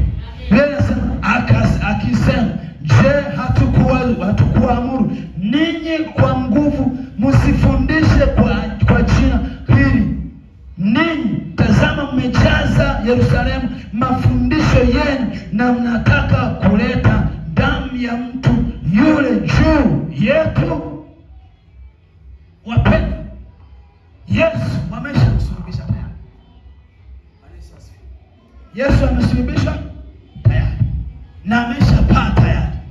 Sasa hawa jamaa wenye mioyo ya hivi wanasema, wakaanza kuwasulutisha wanafunzi, wanawaambia, tumewazuia ninyi msifundishe kwa habari za mtu huyu. Tazama ninyi mnazidi kuendelea. Kwa nini hawa? Unajua naambia, yani kuna zamani kulikuwa kuna mdudu mmoja, nafikiri pasta alikuwa anamuelewa, anaitwa Ntabarangu ayo. Unamfahamu mndu? Ni inzi mfano wa ndorobo. Yule alikuwa ana mdomo akikuchoma hivi, yani unasikia, yani mpaka umuyepo. Sasa alikuwa anaitwa tabarangwa hiyo. Sasa hao nao ni wakina tabarangwa, wanasema tumewazuia ninyi msihubiri habari za mtu huyu, hatutaki. Tazama nyinyi mmejaza mafundisho ya watu hao. Lakini ukisoma ule mstari wa 20 Petro na mitume wakajibu wakasema, imetupasa kumtii Mungu kuliko wanadamu. Sisi kumbuka nyakati za uamsho hizo, watu mioyo yao iko moto moto. Unajua naambia, kuna mwingine mwanaume ni mipumbafu kweli. Yaani unaweza ukalizaba na kofi. Mwanamke mjinga na kelele ya kanisani. Yaani mama ukisio kama siwezia kuwa na hekima ya kimungu ukalizaba na kofi eti. Nyakati za mwanzo ukalizaba nyakati za uamsho. Pumbafu wewe, unanizuia nini? Sasa hekima ya Mungu inatusaidia. Imani sana. Ujasiri. Unajua majamaa kwanza wangelisaba na kuzaa. Wanasema, tazama ninyi mmeleta mafundisho. Petro na mitume wakajibu wakasema, imetupasa sisi kumtii Mungu kuliko wanadamu. Wanadamu si chochote. Nakumbuka majamaa wanajibizana wafalme. Wanajibizana watu wa hali ya juu. Wanajibizana mizee ile ambayo imejipanga sawa sawa. Kumbuka na hapa ilikuwa sio hali ya kawaida. Baraza la Sanhedrin watu 72 wako pale wanaketishwa barazani pa mitume. Wanasema tumewazuia, lakini hawa jamaa ujasiri wanasema nyinyi. Yaani wanaona, yaani wakati wanaambiwa wanaona ni kama hasira inafuruka. Inasema unajua haya maneno. Anasema Petro na mitume wakajibu, imetupasa kumtii Mungu kuliko wanadamu. Amweni mtakavyotaka, sisi hatuko tayari. Yaani mfumo tuwe, sisi ni wakina tabarangwa hayo. Yaani mkitaka muue, hatuwezi tukaacha kuhubiri habari za mtu ambaye tumemuona kwa macho yetu na tukasikia habari zake. Nyinyi huyo mtu mmefanya figisu mkamuua yeye aliyemfufua Yesu. Sisi hatuko tayari kuacha, lazima tueleze, fanyeni mnavyotaka. Fanyeni mnavyohitaji. Kama ni kufa basi tufe. Kwani kufa sikupo? Sema ni kufa sikupo. Kama ni kufa tufe. Na maana kwenye miaka, na nimekwambia hizi ni kwa nyakati za uamsho. Nyakati za uamsho nimekwambia tunapata ujasiri. Na hizi tunatembea kwenye nyakati za uamsho. Na sisi tunawaandaa. Miujiza ikitokea msitugeuke. Na kuna mnao wanageuka tehe pia kanisa jaba yeye ya filimaso. Sinisa. Jaba ya filimaso na kuna siku hapa pasta wataleta katoto kamekufa, kamesha kuwa yani kabariwa, atapiga power moto utalipuka. Alafu anaona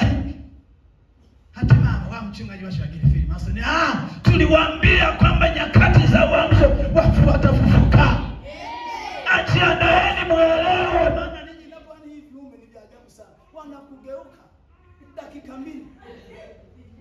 Tu. Yaani si hivi. Hebu naona hawaelewi. Sima ya mara ya kwanza kwao. Kwa hiyo atapiga fire moto. Alafu naona mama wa mchungaji wake. Sio Freemason. Mungu ana uwezo zaidi ya Freemason. Haleluya. Mungu ana nguvu kuliko Freemason. Ndio maana jana nimekwambia Roho Mtakatifu tunapomjua, yani Roho Mtakatifu anatuhakiki, akikuhakiki anakugonga na muhuri. Wewe ni mali ya Bwana. Nimekwambia jana hata kama watoto wako wangelikwenda kwenye Freemason ile ya kimataifa, wakija kuchukua merara, hawatakubeba hapana. Maana wewe umegongwa muhuri wa Bwana kwamba wewe ni mali ya Bwana. Wapenda, Mungu ana nguvu kuliko Freemason zote katika dunia hii. Yeye ni Mungu wa falme zote.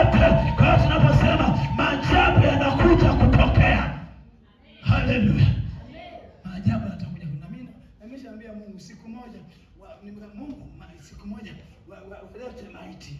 Tujipange pale. Tupige furaha. Haleluya. Jamani sana. Kwa nafikiri nikipiga fire asiamoe pale mimi nimemuua.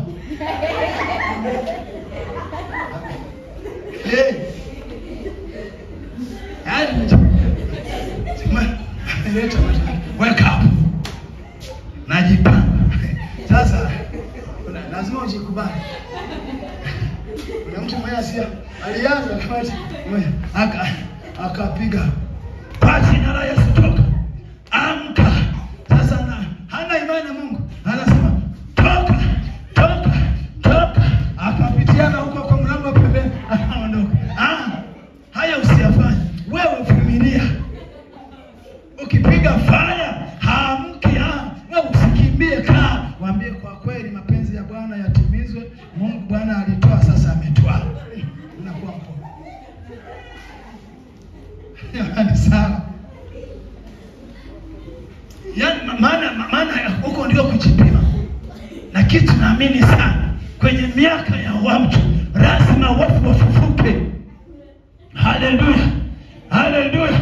Tadhani sasa nimeshaambia siku moja akifufuka msitugeuke tena kwamba mama baba batieji na Freemasoni. Bwana ameshapanga ataanza na kanisa hili. Uamsho, maajabu, miujiza inatendeka hapa. Bwana atafufua siku moja, anafufua. Hatuwezi tukatembea na moto wa namna hii alafu Bwana akatuacha. Bwana atafufua na atakayefufua ni nani? Ni wewe.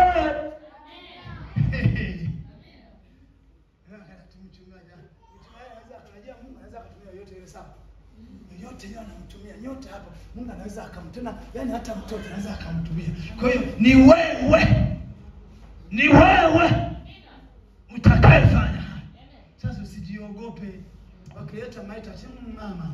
Nilikuwa napata taarifa za mtu mmoja kwamba huko Dar es Salaam kulitokea mama mmoja alipatwa na msiba. Unajua nyinyi akina mama ni maana mzee amesema anawapenda sana. Mimi nawapenda sana wakina mama walio na jitambua.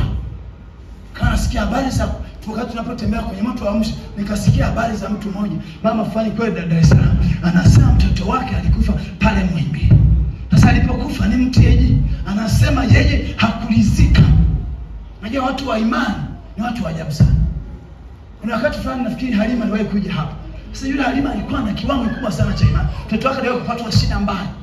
Tukafahamu pale maombi, baadaye akampeleka damu. Ile mtoto ikaonekana na kansa, lakini tukaona ilikuwa ni ila za shetani. Maana kama ingekuwa ni kansa ya jicho kisha kingepata maathiriko. Lakini yule mtoto, yule mdada yule, tulikuwa tunamwapa pale kanisani. Bwana alitenda muujiza, yule mtoto mpaka leo anaishi japokuwa alipata shida ya jicho. Sasa yule mama pale Dar es Salaam asema alipofiwa na mtoto, akasema mimi hii mauti ya mwanangu hii mimi sikubali, hapana. Siwezi na kata rufaa kwa ajili ya mwanangu. Nyinyi akina mchikubali. Hayo mambo yaliyopo kwa yatakuja na hapa Nyakanazi mpaka na huko Mtunga na mpaka ndani wake yataenda. Kwa sababu moto unapowaka unawaka unaenda. Kule ambapo hujawaka unaenda. Sasa nasema yule mama akafika kanisa moja la Tenyi. Akakuta akina mama ni siku ya Jumanne wao kwenye vipindi vyao. Mwenyekiti akina mama akaoje. Anauliza mama mchungaji yuko hapa. Anasema tuambie mchungaji hayupo kapata safari, kwa hiyo tunaomba utueleze shida nini. Anambia mimi na sina mchungaji. Akasema hapana. Wakina mama waliojaa uamsho. Haleluya. Anasema yule mama akasema mwenyekiti, naomba nikwambie mwanangu amefariki na yuko mochwa, lakini katika ulimwengu wa roho naona mwanangu yuko mzima, mwanangu hajafa, yuko hai. Ninachokitaka kwako na hawa kina mama, ninaomba msaada wa maombi, muombee mwanangu, ninaamini atakuwa mzima, na muamini huyu Yesu. Historia inasema kwamba wale akina mama wakaanza maombi, wakaomba, wakajaa nguvu za Bwana. Alafu akasema tunakwenda, wakajipanga wakina mama watano, wakasema tunakwenda kwenye hicho chumba cha mochari. Anasema walipofika pale wakaanza maombi. Walipoanza maombi dakika 2 wakaona yule mtoto anainuka, anakaa. Watu wakashangaa mle mochari, wakasema hii ni nini? Yule mtoto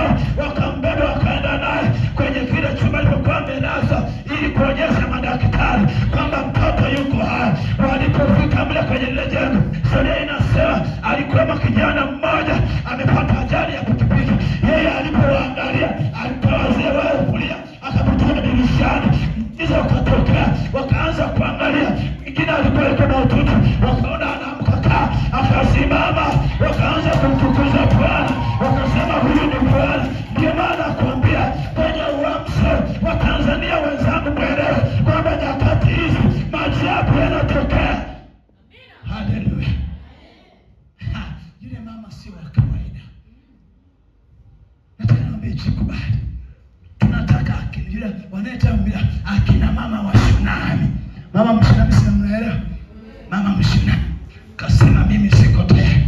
Mume anamuuliza wewe mume wangu, leo sio ameambia hebu niandalie punda hapa na wana vijana wanipeleke.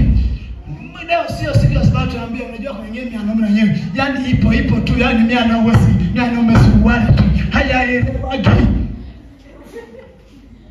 Naomba wewe niandalie punda. Nataka niende. Maana haiwezekani. Yani hapo unafuta. Anasema huyu mtu wa Mungu anaweza kunidanganya.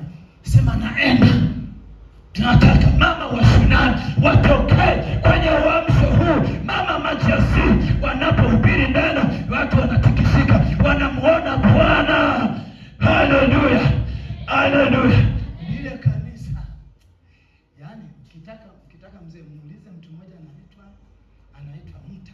Yule kiongozi wa DMS. Ya huyo jamaa. Anatoa ushuhuda. Kanisa moja pale Dar es Salaam haya mambo yametokea. Kwa unajua bado unajua si uamsho. Ndio maana ukienda kama kule Mbeya wapi kule, yani wao hata kama walipata ubaridi sio kama wa huko. Maana sasa kwa uamsho tunao ni mwanzo, tukiamua kutumia sawa sawa. Nataka nikwambie maajabu yatatokea. Ndio maana hao wanasema mbele za mfalme, sisi amueni, takeni mnavyotaka. Sisi hatuko tayari kuacha kunena habari za huyo Yesu ambaye tumesikia habari zake, halafu kwa macho yetu tumemuona. Na ngoja nikwambie, hakuna mashahidi mazuri, shahidi mzuri kama aliyeona na kusikia. Huyo ni shahidi mwaminifu. Kwa hiyo hawa wanatoa ushuhuda wa Yesu, wanasema sisi piga mwe kuitamwicha, sisi hatuwezi, hatutaweza, na ni kosa ambalo hatutalifanya kuona kwamba tunaacha kuhubiri habari za Yesu. Sisi tunasema iwe ni mchana, tunasema usiku, tutasema vitandani mwetu, tutasema habari zake. Kwa nini? Kwa sababu tumemuona, halafu tumesikia sisi wenyewe. Haleluya. Mashahidi, tutakuwa mashujaa. Na ngoja niambie, kwenye wokovu huu hata kifo kipo. Imani sana. Kama mpendeza Mungu, si wale ufe tu. Si sawa? Kwani kule Katoro simesikia miaka ya nyuma mchungaji walimtoa. Kule Katoro. Alimtoa mchungaji. Kwa hiyo ikiwezekana mapenzi ya Bwana yatimizwe. Au sio sawa? Sawa. Hawa ndio mambo Karawai. Karawai ndio. Kiwezekana mapenzi ya Bwana yatimizwe. Imani sana. Najua tukitaka tusio, yani mimi naambia haya maisha tusio wajinga. Tunapomaliza haya maisha kwa dunia bado kuna maisha mengine kwa Baba, sawa? Kwa hiyo pia hayo njia sahihi lazima kupitia kwenye mauti, na kila mmoja ana gari lake la kumpeleka kwenye mauti haya. Kwa kama ikiwezekana ni huyo mume wako akuchinja, atakuchinja kwa ajili ya Injili. Haleluya. Mama amesema amen. Lakini kuna shida moja. Yaani kuna shida, mimi pale waga napiga boss. Yaani hapo unaona, na ndio maana shida yako. Hapo unaona abashiri wa timu.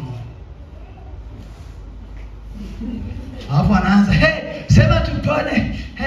Sema tupone, sema mtumishi. Alafu akitoka pale, anaanza kanda hiyo, mbona hii basi? Hivi huyu alikuwa ni yeye pale. Hapo ndipo askofu alikuwa anati, yaani waambie wenzangu, yaani hatuna watu, tuna misukule kanisani. Lakini siku moja alitafsiri, yeye nikamwambia shida tunaona nafsi zao zilishachukuliwa. Kwa wamekaa yupo tu yule Mungu. Amina. Sema tupone. Kumbe sio yeye. Ni yangu. Bariki. Mabwana tupanga ragati. Kwenye section yetu ipata na mchungaji wa namna hii. Alikuwa yeye. Section za mjini. Yaani yeye alitembea mtu. Yeye akianza na nimesema naye chote kwa maana. Yeye akianza kuombea washirika. Basi na siku aje yeye. Unaanza kuona. Ajaya kanisa kwanza. Unaanza kuona sasa huyu mchungaji arabuye na wewe. Na washirika barakira. Washirika wanaanza kumtukumu. Yaani tumeona nini? Matusaidie sana. Bwana asifiwe. Kwa tunahitaji kuwa majasiri. Pasta uwe kuwa jasiri. Washirika kuwa jasiri. Wote tukiunganisha nyaya tunawasha moto unalipuka. Unalipuka moto. Yaani mpaka watu wakipita wakiwa kwenye maombi wanasikia mtikisiko kwamba hawa walioko sio wa kawaida, sio wandindandaguye. Hawa wakandindandaguye hatuwataki tena, hapana. Tunataka majasiri. Ndindandaguye sasa utaendelea. Ndindandaguye. Eti rafiki yangu ndindandaguye tunawataka. Nyakati hizi. Ndindandaguye sisi tumekwenda. Nibebe hatuna mbeleko ya kubeba. Wewe pambana tu. Sasa mpaka huyo pasta bahati mbaya bwana alifariki kama miaka miwili iliyopita. Yeye aliitwa Rafa, alikuwa ni kama na degedege. Na degedege zilimuua wakati fulani alikuwa degedege tena alifia kwa Dar es Salaam. Lakini alikuwa anasema bwana tudaishi. Kwa jina la Yesu, kwa jina la Yesu. Hapa namgeukia tu.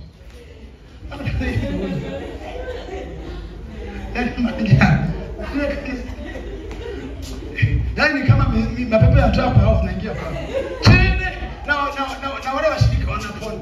Wanaanza kwa jina la Yesu, kwa jina la Yesu, toka kwa mchungaji.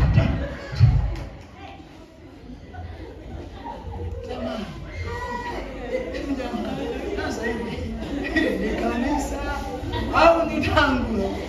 Hivi mwema bwana watu ngao mpate mchungaji kuyeni. Nikumchamua matoka hapa. Kwani yani lazima mpe. Lakini hayo tutakati za kupoa. Yaani kuanzia hiyo miaka wameitwa wachungaji wengine wa namna hiyo. Na huyo mchungaji alikuwa ameitwa nyakati za kupoa. Yaani nyakati za kupoa. Yaani bota ni vilema. Yaani hamuna elimu. Sio wachungaji. Tunamshukuru Mungu ametuingiza. Maana tumeitwa nyakati za kupoa. Tunajisikia tu kama Bwana kwenye moto umetusaidia. Haleluya. Kwa hiyo ujasiri. Lakini jambo la mwisho natamani tuingia kwenye mambo hata kwa muda mfupi. Jambo la mwisho tunasema tunapata amani, tunapata faraja katika huduma zetu wakati wa kumtumikia Bwana. Ukisoma katika Matendo ya Mitume sura ile ya 9 mstari wa 31 kuna maneno ya faraja sana yananitiaga moyo sana kwa habari ya kanisa walivyokuwa wakiendelea kupata changamoto, lakini kuna nyakati walipata faraja kwa nguvu za Roho Mtakatifu. Biblia inasema, mambo nisomee kama upo. Matendo ya Mitume sura ya 9 mstari ule wa 31. Sura ya 9 mstari wa 31. Kifika mambo nisomee. Basi kanisa likapata raha kote katika Yudea na Galilaya na Samaria, likajengwa likiendelea na kuongezeka katika kicho cha Bwana na faraja ya Roho Mtakatifu. Bwana Yesu asifiwe. Kanisa likaendelea. Basi kanisa likaendelea na faraja ya Roho Mtakatifu ikiwa juu ya neno kama tutapata amani, tutakuwa na furaha wakati wote wa kumtumikia Bwana. Kama bado Bwana atachelewa kuja kulitoa kanisa, nyakati hizi tutakuwa tukimtumikia Bwana na raha na amani na utulivu. Unajua niambie, hakuna kitu chenye raha sana kama kufanya kitu unakitaka.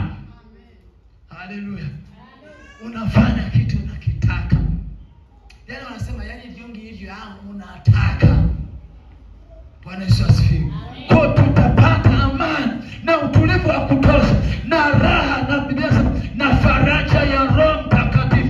Basi kanisa likapata raha na faraja ya Roho Mtakatifu, likaendelea kujengwa na kujengwa katika Yudea, Samaria yote ikajengwa na faraja ya Roho Mtakatifu ilikuwa juu ya. Ngoja nikwambie, hizi zilikuwa ni nyakati za uamsho kama hizi tulizonazo. Nyakati hizi wapendwa, sio za kuchezea, ni nyakati za kuimarishwa, ni nyakati za kumtumikia Bwana kwa amani na kwa raha. Haleluya. Haleluya. Kanisa likapata raha. Natamani jioni ya leo dakika chache tupate raha. Haleluya. Haleluya. Ni wangapi mnataka raha jioni ya leo? Raha riko baba saka. Tunataka raha, kunena Roho Mtakatifu, kunena habari za Roho Mtakatifu, kunena kwa lugha. Wapendwa, ni kupata raha. Raha. Haleluya.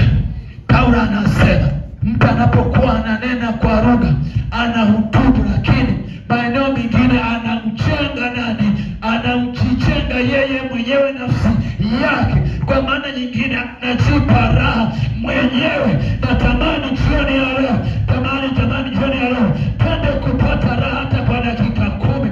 Tumwambie Bwana asante, na Roho Mtakatifu yuko mahali hapo, na yeye anasema yeye yupo siku zote, jana na leo na hata milele. Na kumbuka yeye ndiye wakara wa kanisa, na yeye hata sasa yuko mahali hapa, anataka tujenge tena jioni ya leo.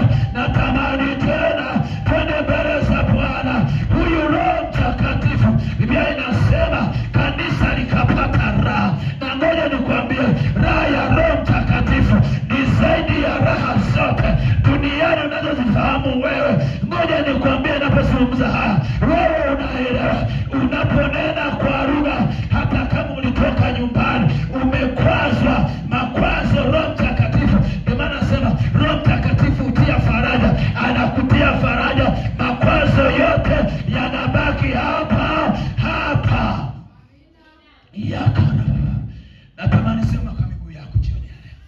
Tamani twende mbele kwa Bwana. Kwa muda mfupi sana, muda wetu umeendelea. Ndio muda wetu umeendelea sana. Dakika 10 au 7 zinatosha. Praise on the worship. Natamani mtoe kipeleke mbele za Bwana kwa dakika chache, muda mdogo sana. Ni wa zamani sana sisi tukikaa mbele za Bwana. Yabo saka, yanda bosa. Ngoja nikwambie, kutumika kwa kulia tumechoka. Tunatamani nyakati hizi tutumike kwa raha, tutumike kwa amani. Yani kama ni fedha yako unaitoa, unataka. Nyakati za kulazimisha zimeisha, na tunatamani sana roho ya Roho Mtakatifu aendelee kutupa faraja, na tunatamani sana kuendelea kuimarisha. Biblia imesema, mitume wakasema, ninyi amueni, sisi hatuko tayari kuacha kuendelea kumtumikia Bwana. Ngoja nikwambie, ndio maana asubuhi tulikuwemo na jioni tumo na jana tulikuwemo. Hakuna anayekulazimisha, anayetuhimiza ni Roho Mtakatifu, na yeye ndiye mwana wa mzee mkuu. Na jioni ya leo anataka tutembelee. Hatuhitaji wapenda kutumika kwa manunguniko, hapana. Tunatamani kutumika kila mmoja kwa hiari yake mwenyewe. Yaka rabo riba baba raba baba. Unaweza ukainua mikono namna hii. Yabo saka. Roho Mtakatifu, Roho Mtakatifu, jioni ya leo tunakuhitaji tena, tunakuhitaji tena. Ramasa. Roho Mtakatifu, liangalia kusanyiko hili jioni ya leo, liangalia kusanyiko lako. Mtazame baba yule, mtazame kijana yule, watazame masemasi ya rabosa kumasa baba.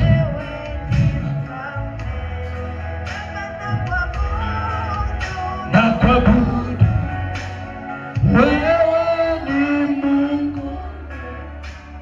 Shiko masa ya basa, ya basa, ya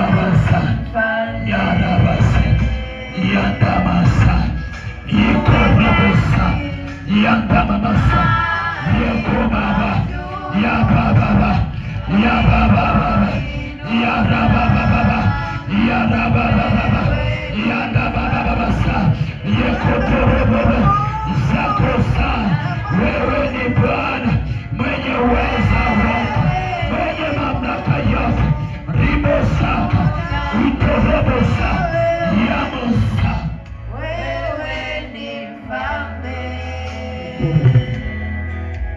umeketi mahali pa juu, palipeinuka. Wewe ni mfalme, na kuabudu wewe ni Mungu, hakuna kama wewe. Wewe ni mfalme, umeketi mahali pa juu, palipoinuka. Wewe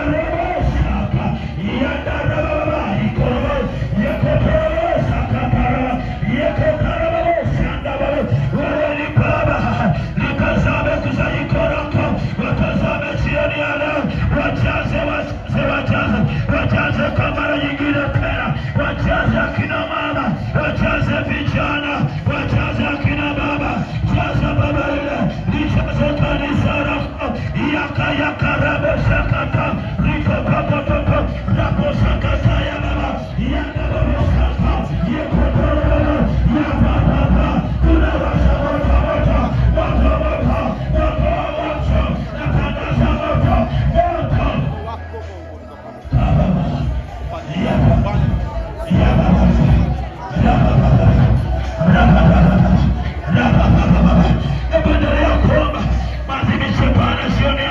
Biblia imesema kanisa likapata raha na faraja ya Mtakatifu ilikuwa juu ya Moseke ya Ndarabosaya yaka rakapapapapa yakosorobobo ya Mosakata ya baba. Wewe ni Bwana moto ya Mosaka.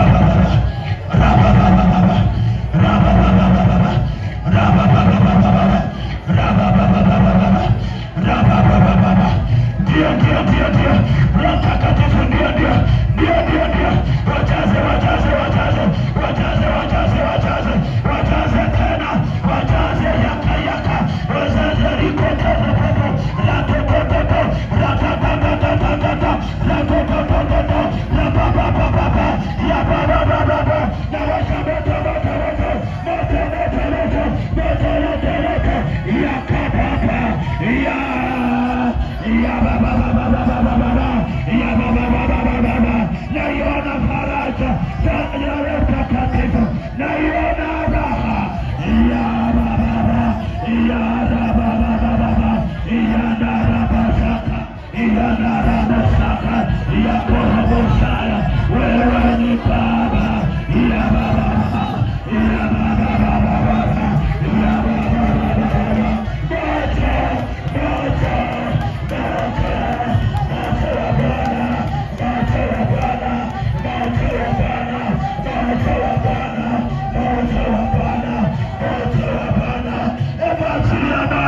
naiona madhabahu ya Bwana imechibuka tayari, cheche zinatoka, moto unawaka, moto wa Bwana, moto wa Bwana. Pokea uweza, pokea mamlaka, pokea nguvu za Bwana. Yakota na babasa, yabosaka, yanayabosa, ewe ni Baba, wakayabosa.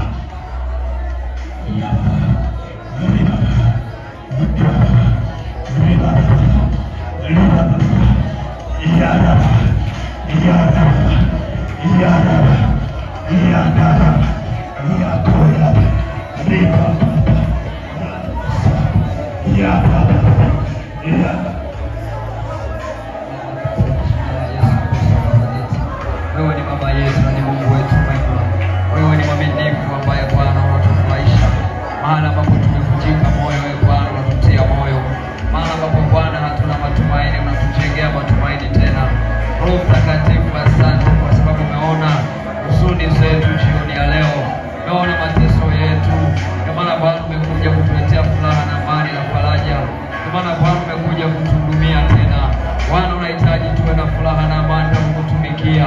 Baba, asante kwa jioni ya leo. Sasa Roho Mtakatifu umetembea pamoja nasi. Sasa tunaona wema wako, tunaziona fadhili zako za ajabu, tunaona rehema zako za ajabu. Wewe Bwana, asante kwa ajili ya kila mmoja ambaye umemhudumia jioni ya leo. Mungu wa uzima, tuseme nini mbele zako, Mungu wa neema, wewe ambaye umekuwa mwaminifu ukitutetea mahala ambapo hata binadamu amenyamaza, lakini Bwana unasimama kutupa amani, unasimama kutupa furaha, unasimama kutupa matumaini tena mahala ambapo matumaini yetu yameondoka. Roho wa Bwana unasimama pamoja nasi kama ulivyoahidi ya kuwa utakuwa pamoja nasi siku zote. Wewe Bwana umefanya hivyo. Hata jioni ya leo uko mahali hapa, hata jioni ya leo uko mahali hapa. Unamganga moyo mama yule, unamganga moyo baba yule, kijana yule wa kike na wa kiume, mtoto yule wa kike na wa kiume. Bwana unamhudumia sasa. Asante kwa sababu anayetoka mahali hapa sio yule aliyekuja na huzuni, anayetoka mahali hapa sio yule aliyekuja na udhaifu, anayetoka mahali hapa sio yule aliyekuja na machozi ya huzuni, analia juu ya pite njia gani. Roho wa Bwana umeleta furaha, Roho wa Bwana unaleta amani, Roho wa Bwana unaleta matumaini mapya. Bwana mtengee matumaini mapya. Asiyeona njia kaione njia, asiyeona anapokwenda ona anapokwenda. Kwa jina la Yesu milango ikafunguke, kwa jina la Yesu milango ikafunguke. Roho Mtakatifu, leta matumaini mapya. Fungua njia za watu wako zile ambazo zimefungwa. Leta nuru mahali wanaona giza, leta matumaini mahali hawana matumaini. Bwana, ninawaweka mbele zako Bwana, kila aliyeko mahali hapa na atakayetazama, naomba naye muda huu sasa, naomba neema yako ikamfunike na kumtetea. Bwana, usimpungukie naye. Bwana, ibada hii ikafanyike faraja kwake, umgange na kumtibu Bwana pale ambapo matumaini yake yameondoka. Roho wako akarejeshe matumaini tena. Aliyekuwa amekata tamaa, Bwana rudisha tumaini jipya ndani yake katika jina la Yesu. Aliyekuwa hawezi kuendelea, fanye kuendelea upya tena katika jina la Yesu. Ndani na nje ya mipaka ya Tanzania, ndani na nje ya mipaka ya mkoa wa Kagera, ndani ya nje ya mipaka ya wilaya ya Biharamulo, Bwana gusa kila mmoja ulimwengu mzima, na weka mbele zako, wape neema ya tofauti kupitia nguvu za Roho Mtakatifu. Bwana, wauishe tena katika jina la Yesu. Ninaamini Bwana utasimama na watu wako kwa ngome pekee, kwa jina la Yesu, kwa jina la Yesu, kwa jina la Yesu. Wasikilizaji wetu wabariki, uwatie neema na nguvu ya pekee, wakumbuke tena mahali Bwana ambapo hawezi, maana uko pamoja nao kila wakati. Ninalibariki jina lako Mungu wa uzima. Asante kwa ajili ya nafasi hii, asante kwa ibada hii nzuri na kwa semina yetu. Bwana, umeendelea kutuhudumia, tumeona wema wako. Barikiwa na kuinuliwa sasa katika majira haya ya moto wa mwisho. Tuendelee kuona nguvu zako na tuendelee kuona neema yako. Laana, amani na faraja vikitufunika kwa viwango vya tofauti. Ibarikiwe jina lako na kuinuliwa. Wewe ni baba yetu na ni Mungu wetu mwema. Ninakubariki na kukutukuza katika jina la Mungu Baba na Mwana na Roho Mtakatifu. Amen. Pigia Yesu makofi na vigelegele kwa Bwana.